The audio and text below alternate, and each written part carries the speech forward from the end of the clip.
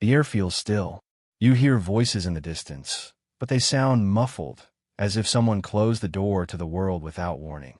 The sweet scent of perfume turns sickening because it lingers too heavily in the small space. And the hand that touches your shoulder, light enough not to hurt, presses deep into your chest, as if it were a warning. The phone screen lights up. The fifth message in less than an hour. Did you get home safe? The question is simple, but the repetition cuts through the silence like a knife. You hold your breath. It seems like care, yet the air does not flow right.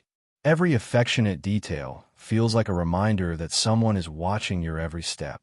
If this is love, why does your body shrink instead of opening up? And what if what looks like protection is, in truth, the first layer of an invisible prison? You try to convince yourself it is just concern. After all, who would not want someone who cares enough to repeat the same question 10 times? But little by little, you realize there is a vast difference between care and surveillance. And it is in that narrow, almost invisible space that the paradox of the empath is born. The empath is the one who feels too much. They sense the tone in your voice before you even notice you are tired. They recognize the tension in your shoulders before you are aware of it yourself. And at first, it feels like a rare gift. You feel understood without needing to explain, as if you were standing in front of someone who already knows what you feel. But in the dark empath, that sensitivity crosses the line of balance. It is not enough to feel for you. They begin to decide for you. The gesture that once felt like care suddenly turns into a silent act of possession. You did not ask, but they already resolved it. You did not speak, but they already interpreted it. You did not choose, but the choice was already made in your name. At first, you even say thank you. You smile and think, how good it is to have someone like this. Yet inside, something begins to grow heavy. Gradually, you notice it is no longer you who sets the pace of your own life. It is the other who decides what is best. It is the other who knows when you should rest, when you should go out, who you should be with. And each help that once felt like affection becomes a form of control. You start to feel that refusing such care would make you ungrateful, as if you must always accept it, because after all, they only want the best for you. And in that moment, the first prison is born. There are no chains, no shouting, only the idea that if you disagree, you will wound someone who only wanted to protect you. Genuine care gives space. Control disguised as care suffocates. The difference is simple. When the gesture respects your choice, you breathe with relief. When the gesture replaces your decision, you hold your breath. Think of the details. One time, it is preparing your meal because you are tired. Another time, it is deciding your entire diet without you asking. One time, it is offering a ride because it is raining. Another time, it is insisting on knowing where you are every minute of the day. The gesture that starts small grows until it occupies a space that should belong only to you. And you ask yourself, how can someone who feels so much at the same time not notice they are suffocating you? The answer lies in the shadow. The dark empath does not act out of conscious malice. They act because they do not know how to exist without being needed. They need you to need them. And when that need becomes their fuel, the love that should have been freedom turns into a cage. You notice it when you begin to doubt your own autonomy. Can I decide on my own? Am I being selfish for wanting space? It is at this point that the dark empath grows stronger in your guilt. The more guilt you feel, the more certain they become that they are right to control. Have you ever accepted something you did not ask for, just to avoid the feeling of hurting someone who claimed to be caring for you? If the answer is yes, then you already know, deep inside, the weight of the empath's paradox. And it is right there that the line between love and control begins to vanish before your eyes. Oh, you begin to notice the boundaries are blurring. What once felt like affection starts to turn into a gray territory, where you no longer know if you're being loved or monitored. It is as if every gesture carries a hidden question. Is this care, or is it possession? At first, doubting feels impossible. A dinner prepared as a surprise. A call to make sure you arrive safely. An embrace offered on difficult days. They are signs anyone would want to receive. But with time, you notice a subtle shift. The gift comes with a receipt. The surprise becomes an obligation. And the embrace turns into a silent demand. You begin to realize 3 signs that mark this turning point. The first is help that becomes a report. You accept a ride, and suddenly you must justify every destination, every stop, every minute. What once was a gesture of comfort now works like an invisible leash. The second is the gift that brings a debt. The unexpected token that should brighten your day becomes ammunition in future arguments. You hear phrases like, "After everything I've done for you, this is how you treat me," and you feel a weight inside, as if the simple act of receiving created a debt you could never repay. The third sign is advice that turns into a rule. At first, it sounds like care. If it were me, I would do it this way. But soon the tone changes. You must do it this way. There is no longer space for choice. Advice, which should open possibilities, now closes paths.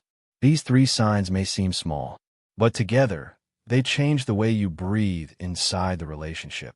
Affection becomes a silent contract. Sweetness becomes surveillance. And what once warmed you, now tightens around you.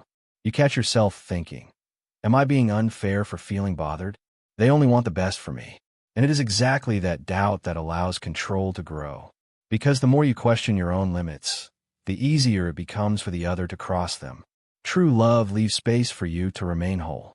Control disguised as love shrinks every part of you until you no longer recognize who you are.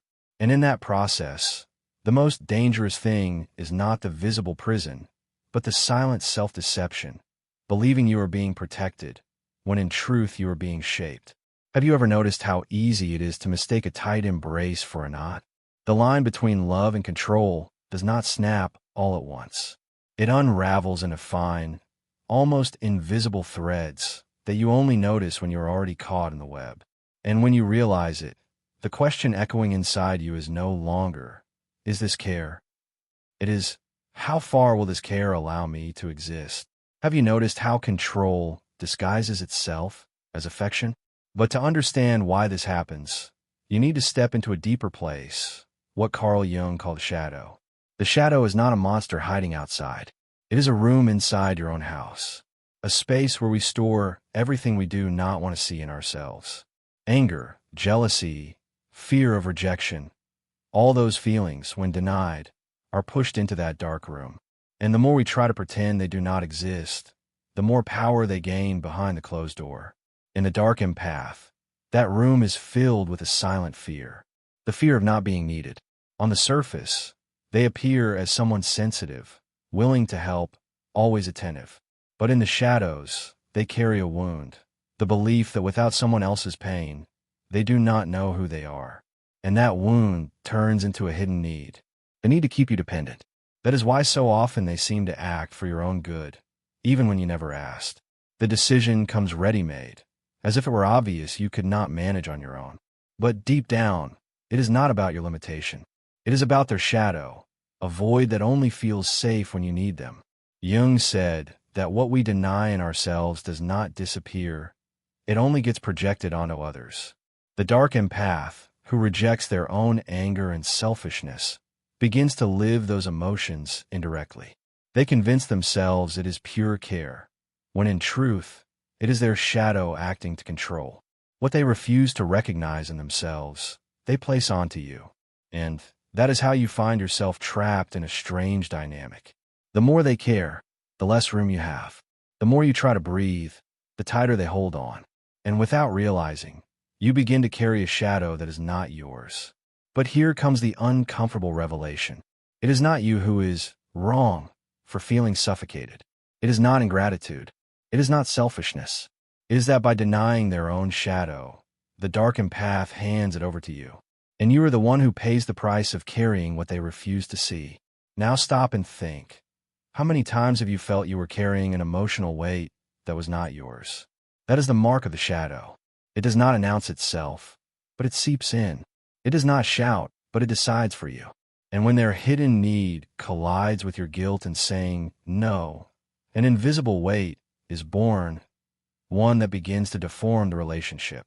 That is when affection turns into debt, and care becomes a silent prison. You realize you're carrying something that is not yours. The shadow that should belong to the other ends up resting on your shoulders. And at first, this weight feels light, almost imperceptible. But day after day it grows. You begin to feel that every gesture of care comes with a silent demand. It is not a direct request. It is not a declared order. It is something more subtle. A long pause after you say no. A look of disappointment that cuts deeper than a scream. A soft-spoken phrase that wounds more than it soothes.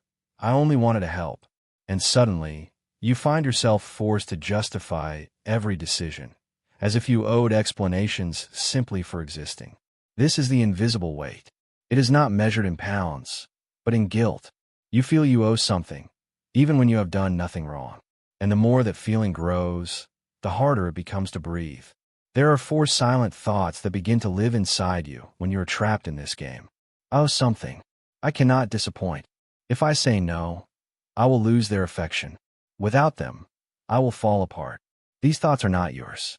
They are seeds planted by control disguised as care. They start small, but they grow deep roots, making you believe you must always remain in debt. You notice the effect when you begin to change your choices just to avoid discomfort. It is no longer about what you want, but about what will keep them satisfied. You choose your words carefully so as not to create silence. You step back from simple decisions so as not to be seen as ungrateful. And before you know it, you are living a life not chosen by you, but built to keep the other in control. This weight is treacherous because it disguises itself as responsibility. You believe you're simply being attentive, that you're protecting someone fragile from pain. But in truth, you are trapped in a debt that will never end. The more you pay, the more the demand grows. And, at that point, something even more dangerous happens. You begin to mistake this burden for true love. You believe that suffering in silence is proof of affection, that always giving in is a sign of maturity, that abandoning yourself is the price to pay for being in a relationship. But love does not demand explanations for every step. Love does not ask for receipts for every gesture. Love does not require you to shrink so the other can feel larger. If you have ever felt the need to justify simple things, like choosing what to eat, where to go, or how long to spend alone, then you have already felt the weight of the invisible. It does not break you all at once. It bends you slowly, piece by piece, until your own voice is lost in the echo of silent demands. And it is in that heavy silence that the true hidden game begins. The invisible weight is already on you. And it is on this ground that the silent game begins to reveal itself. There are no screams, no explicit orders. Everything happens in the in-between, in small gestures that seem too innocent to be questioned. That is why the game works, because it hides behind the appearance of care. One of the most common moves is preventive rescue. Even before you ask, the help has already arrived. The bag is already packed, the decision already made, the choice already taken in your place. On the surface, it looks like generosity, but inside, it is a way of reminding you that you need them in order to move forward. If you accept, you reinforce the dependence. If you refuse, you carry the guilt of rejecting someone who only wanted to help. Another move is selective memory. They hold on to every gesture they made for you, every sacrifice, every detail where they put themselves ahead. But they easily forget what you did. On the scales of the relationship, the weight always tips toward the debt you supposedly owe, as if there were a secret ledger, an invisible book that never closes. There is also the strategy of exhaustion as an argument. They sigh deeply and say, "After everything I did today, you are still going to deny me this?" Fatigue becomes a justification to impose their will. You do not want to be unfair. You do not want to seem insensitive. And so you give in, without noticing that, little by little, their exhaustion becomes your prison. This game is not built on direct impositions, but on subtle emotional manipulations. They are threads, almost invisible, binding you without you realizing. And the more you try to move, the tighter they pull, because every reaction of yours has already been anticipated. If you complain, you are accused of ingratitude. If you accept, you reinforce the trap. The strength of this game lies in silence. It does not need shouting to dominate. Just the lingering look, the strategic pause, the gentle phrase that leaves you doubting yourself. It is in that space of uncertainty that control grows. Have you ever stopped to imagine what it would be like if, for just 1 week, you decided everything on your own? The route you take, the people you talk to, the time you give yourself. Would the other accept it in silence? Or would they turn your independence into an offense? It is in that simple test that the silent game shows its true face. And when you see the reaction it awakens, you understand that you are not merely standing before care. You are standing before a web that feeds on your freedom. And the more you try to break free, the clearer becomes the revelation that comes next. You begin to realize the problem is not only in the gestures that suffocate. What hides behind them runs deeper. The dark empath does not merely want to help. They need them. Without your dependence, their identity collapses. That is why their help never comes with limits. That is why their care never stops at the right time. The more you lean on them, the more alive they feel. And when you try to stand on your own, a shadow of discomfort appears. They grow uneasy, as if your strength were a threat. It is in that moment that the mask of care begins to crack. You notice it when you are praised only in the moments you are weak. When you are tired, you receive hugs and sweet words. When you are sad, their arms open wide. But when you show strength, when you show independence, a disguised critique arrives. A phrase that sounds soft, yet cuts. You seem different, more distant. Or, it feels like you do not need me anymore. The message is clear. Your autonomy is not celebrated, it is punished. And that is where the dark revelation imposes itself. The care is not about you. It is about them. The love is not freedom. It is nourishment for their need to feel indispensable. It is not you who is wrong for wanting space. It is the other who does not know how to exist without occupying it. But there is something even more frightening. This dynamic may also be happening inside you. How many times have you held on to someone because the fear of being left was stronger than the desire to be free? How many times have you accepted less than you deserved, just to avoid facing the silence of solitude? It is in that mirror that the shadow shows itself, not only in the other, but also in you. Recognizing this does not mean guilt. It means realizing that the thread binding you is not made only of their need, but also of your fear of letting go. And while that thread remains invisible, the relationship will continue to be shaped by dependence.